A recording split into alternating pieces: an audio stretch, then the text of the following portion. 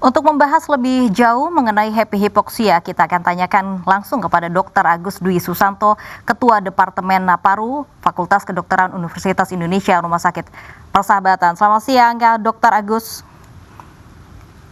Baik, Dokter Agus, jika kita melihat ini kasus yang terjadi di Banyumas ini cukup mengerikan, orang penderitanya tanpa merasakan gejalanya samar begitu seperti masuk angin, tapi tiba-tiba ia meninggal, dikatakan juga oleh tenaga medis ini bahwa saturasi oksigennya rendah. Apa sebenarnya happy hypoxia itu? Oke, terima kasih ya, selamat siang. Jadi kalau kita bicara hipoksia atau lebih tepatnya hipoksemia, adalah suatu kondisi kadar oksigen di dalam darah yang rendah di bawah nilai normal. Jadi saturasi yang normal itu kalau kita ukur biasanya saturasi oksigen di arteri SaO2 itu di atas 94% ya. Jadi kalau hipoksemia, kalau dia kadarnya saturasi di bawah 94% dan kemudian kadar O2 atau PO2-nya biasanya di bawah nilai normal di bawah 80%. Nah, kondisi hipoksemia ini biasanya umum terjadi pada pasien-pasien yang mengalami berbagai penyakit paru dan pernapasan serta berbagai penyakit kardiovaskuler atau penyakit jantung ya. Karena kita tahu oksigen itu masuk pada saat kita itu bernapas, kemudian terjadi pertukaran di paru, kemudian dibawa oleh hemoglobin oleh darah seluruh tubuh, kemudian diedarkan oleh jantung, sehingga semua komponen-komponen organ yang berfungsi sebagai sistem pernapasan itu akhirnya akan menyebabkan terjadinya hipoksemia. Jadi hipoksemia ini itu penyakit yang kondisi yang bisa ditimbulkan oleh berbagai macam penyakit paru, pernapasan, dan kardiovaskuler. Nah, apakah gejala hipoksemia ini bisa terlihat secara kasat mata, Dok? Secara umum kalau seseorang mengalami hipoksemia itu akan mengalami keluhan dari yang ringan sampai yang berat tergantung derajat hipoksemianya ya. Kalau yang ringan tuh biasanya mulai dari sakit kepala karena oksigen kurang ke otak, kemudian badan terasa lemah atau letih ya, kemudian kalau lebih berat hipoksemianya lama-lama akan terjadi sesak napas terasa berat, kemudian kalau tambah berat lagi bisa terjadi henti napas atau kegagalan pernapasan dan bisa juga meninggal kalau dia derajatnya sangat berat hipoksemia itu. Jadi pada kondisi orang yang mengalami hipoksemia akan terjadi suatu respon fisiologik dan orang itu akan merasa keluhan-keluhan seperti yang saya sampaikan tadi. Baik, tapi tadi yang terjadi oleh penderita di Banyumas, ia mengatakan bahwa tidak merasakan gejala, begitu. Gejalanya samar seperti masuk angin. Apakah itu mungkin terjadi oleh seorang penderita happy hypoxia dan bagaimana cara membedakannya? Sekarang kita bicara soal happy hypoxemia ya. Kalau tadi bicara hipoksemia. Happy hypoxemia ini adalah suatu kondisi yang memang ditemukan pada pasien COVID. Tidak semua pasien COVID. Pada beberapa pasien COVID akan mengalami karakteristik happy hypoxemia. Kalau tadi hipoksemia yang saya terangkan itu dengan berbagai penyakit yang ada, orangnya akan merasa sakit kepala, kemudian lemah, letih, lesu, sampai sesak napas. Pada pasien COVID-19, beberapa pasien yang mengalami hipoksemia tidak mengalami keluhan sama sekali. Tidak ada keluhan, bahkan cenderung seperti orang biasa saja, seperti orang-orang normal, sehingga terkesan happy atau bahagia. Sehingga padahal di dalam kadar darah oksigennya itu tadi rendah ya, maka kondisi inilah yang dikenal sebagai suatu happy hypoxemia. Nah, kenapa itu terjadi sampai saat ini sebenarnya belum bisa dijelaskan secara jelas oleh bidang medis. Tetapi salah satu yang diperkirakan sebagai penyebab adalah terganggunya sistem reseptor untuk merespon terhadap sesak napas yang terjadi pada seseorang itu apabila terjadi hipoksemia. Nah, respon sesak napas itu tidak muncul karena ada gangguan pada jarak-jarak sistem persarafan yang mungkin terganggu oleh suatu infeksi COVID-19. Ini masih menjadi tanda tanya di dalam dunia medis. Nah, Dok, yang terjadi juga di Banyumas adalah tadi dinyatakan dari mengalami gejala, terus kemudian pasien meninggal, waktunya hanya kurang dari seminggu. Bahkan ketika dirawat 5 jam kemudian pasien dinyatakan meninggal. Secepat itukah hipoksemia ini mempengaruhi tubuh kita? Oke, kalau hipoksemia itu terjadi ringan, sebenarnya proses prosesnya akan lama ya. Permasalahannya adalah kalau hipoksemia itu terjadi derajat sedang sampai berat ya, maka oksigen yang rendah di dalam darah akan menyebabkan jaringan-jaringan tubuh kita juga akan kekurangan oksigen. Padahal kita tahu oksigen itu dipakai untuk organ-organ tubuh kita bekerja ya, mulai dari otot, kemudian otak kita, kemudian sistem pernapasan, bahkan sampai jantung pun menggunakan oksigen itu untuk berfungsi. Akibatnya kalau itu terjadi kondisi oksigen yang rendah cukup berat, maka akan terjadi kerusakan organ tersebut dan itu akan dapat meningkatkan resiko gagal organ yang akhirnya dapat menyebabkan terjadinya resiko kematian. Baik, dokter, jika memang penderita hipoksia ataupun hiposemia ini begitu sudah menderita penyakit ini tanpa gejala, ketika memang sudah sembuh, apakah memang akan menderita juga cacat pernafasan ataupun rentan menderita kembali hipoksia ini? Oke, yang terpenting buat kita semua bahwa kalau kita mengalami infeksi COVID-19 walaupun tanpa gejala, itu bukan berarti tidak ada masalah di dalam sistem organ kita. Oleh karena itu, bila seseorang terinfeksi COVID-19, segeralah ke dokter. Dan nanti dokter akan melakukan suatu evaluasi mulai dari anamnesis, pemeriksaan fisik, kemudian pemeriksaan laboratorium, termasuk mengukur oksigen dalam darah, termasuk juga pemeriksaan rongsen. Apabila ternyata ditemukan kelainan termasuk hipoksemia meskipun tidak ada gejala, maka sebaiknya harus segera dilakukan perawatan. Apabila tidak terdeteksi kondisi itu karena kita tidak melakukan pemeriksaan ke dokter, maka kerusakan organ itu yang akan muncul akan bisa meningkatkan risiko kematian, bahkan juga kalau misalnya bisa sembuh dari COVID-19-nya, hipoksemia ini akan menyebabkan juga gangguan organ yang mungkin bisa menetap.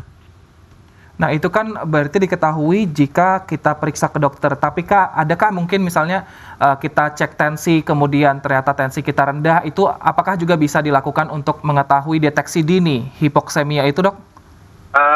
Hipoksemia tidak bisa diukur dengan mengukur tekanan darah. Jadi paling sederhana adalah mengukur saturasi oksigen, yaitu menggunakan alat yang namanya oximetri yang dia taruh di ujung jari. Sebenarnya itu cukup simpel, harganya juga tidak terlalu mahal. Jadi kalau fasilitas-fasilitas seperti klinik itu bisa memiliki, atau bahkan perorangan juga bisa. Kalau terjadi kondisi saturasinya di situ, karena di situ alatnya digital, tinggal ditempel di ujung jari, dinyalakan, nanti akan kelihatan saturasi oksigennya berapa. Kalau di bawah 94% atau sudah 94% lah, maka kita harus waspada itu terjadi hipoksemia. Jadi tekanan darah tidak bisa mendeteksi hipoksemia, tapi oximetri, alat yang sederhana cukup ditaruh di ujung jari, itu bisa mendeteksi saturasi dalam tubuh untuk menggambarkan hipoksemia atau tidak.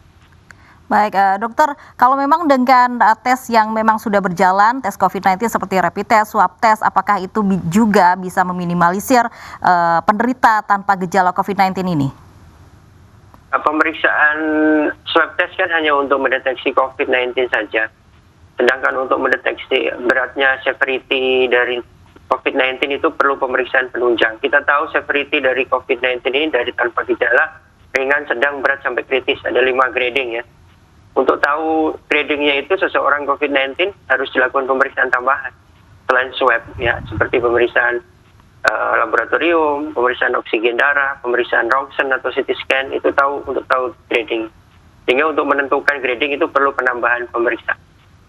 Baik dokter, ini kita juga akan membahas mengenai sebentar lagi yang pemerintah DKI Jakarta akan membuka kembali bioskop untuk beroperasi dalam waktu dekat. Salah satu pertimbangannya adalah hiburan diklaim bisa meningkatkan imunitas warga terhadap COVID-19. Nah, ini kita dengar dulu dok, informasi berikut ini.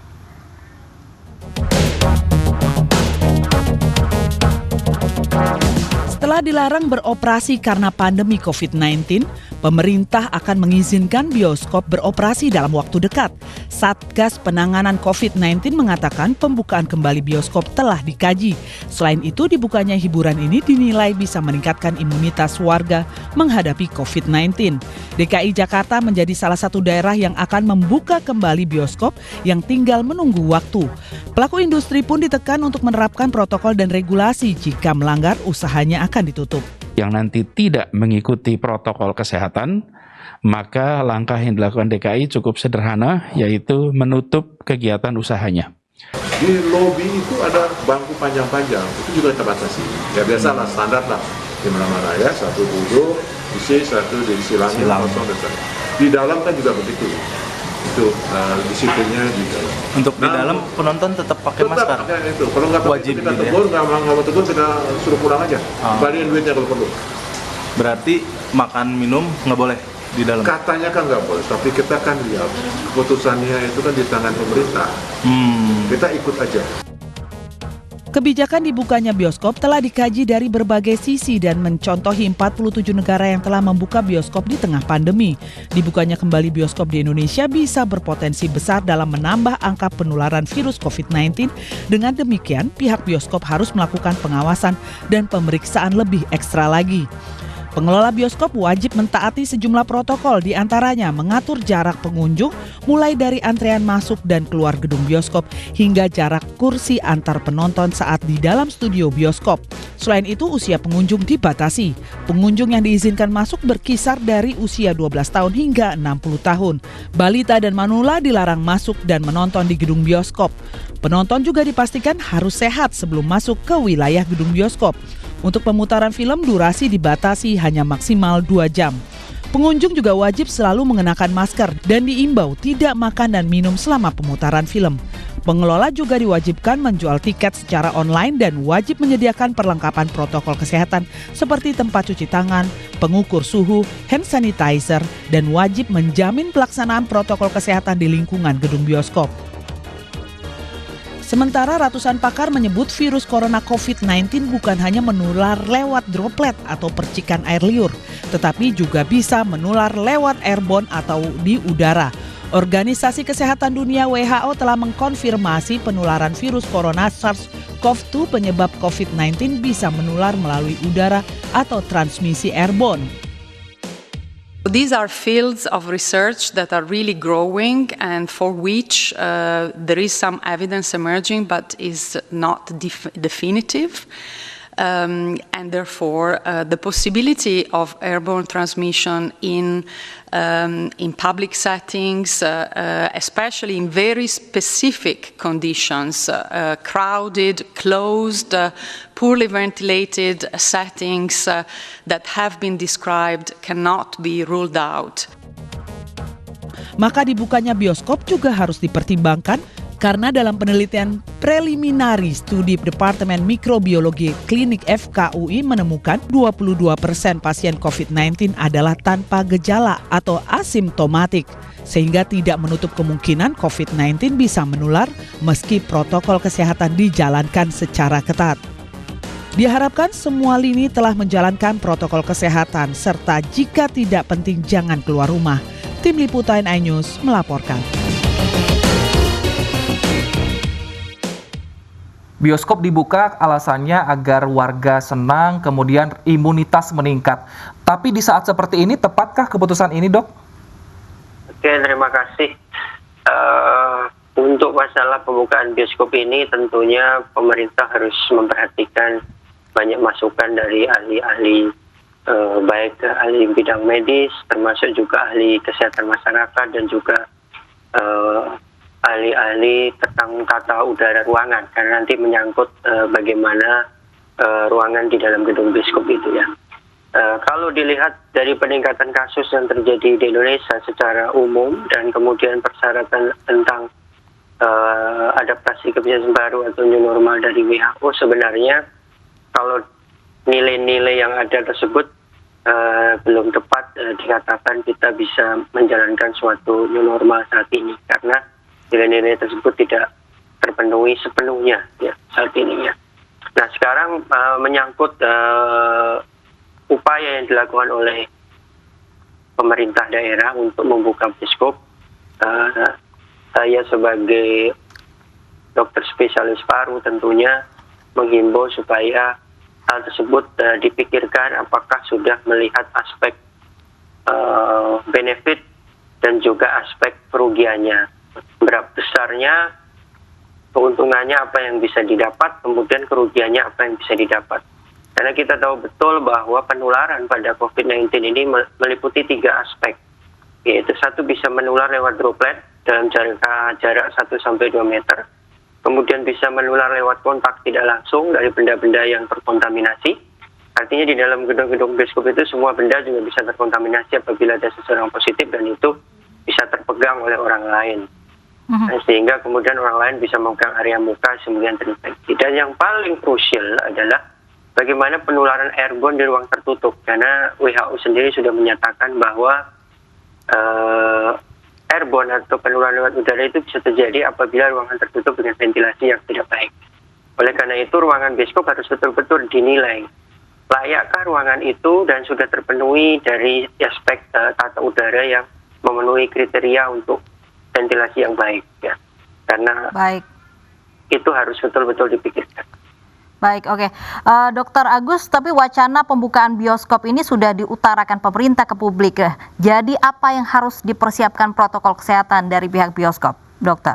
Nah, tentunya seperti yang disampaikan, kalau itu dijalankan, maka yang terpenting adalah aspek protokol kesehatan, ya. Mulai pada saat masuk, membeli tiket, menunggu masuk ruangan, kemudian antri masuk gedung bioskop, sampai di dalam gedung bioskopnya sendiri, harus dijalankan protokol kesehatan sampai ke dalam toiletnya, kemudian itu betul-betul dijalankan mulai dari menjaga jarak, menggunakan masker, cuci tangan secara teratur setiap menyentuh benda, itu wajib, ya.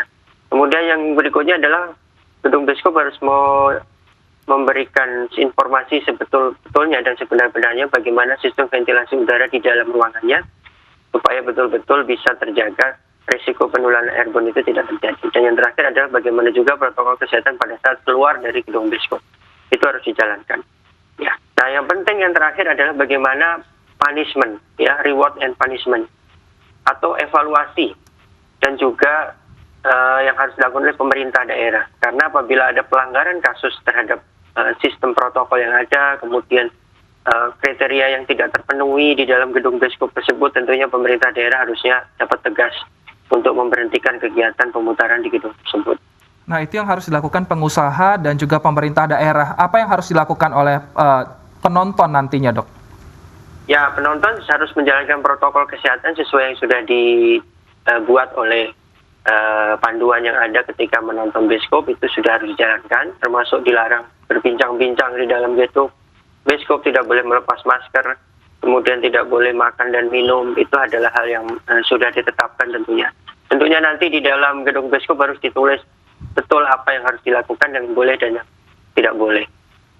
Baik, terima kasih. Tentunya butuh kerjasama dari masyarakat juga, pihak medis juga, dan juga pemerintah agar memang persebaran virus corona ini tidak meluas. Terima kasih Dr. Agus sudah bergabung bersama kami di Anyus Siang. Oke, sama-sama.